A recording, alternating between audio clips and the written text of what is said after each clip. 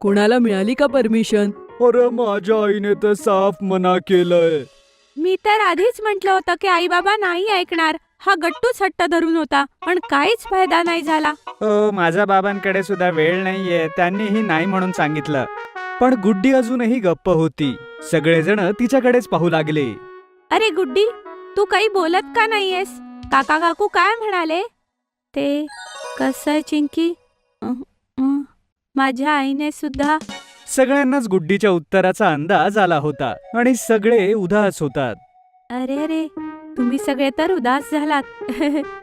मी तर हे म्हणत होते की माझी आई तर आपण मूवीला जाण्यासाठी तयार झालीये. हो हो, काय बोलतेस गुड्डी? हे ऐकून तर खूप छान वाटलं. अगं गुड्डी, मग तू इतक्या वेळ सांगत का नव्हती? वाह, फायनली आपण तो मूवी बघायला जातोय. ये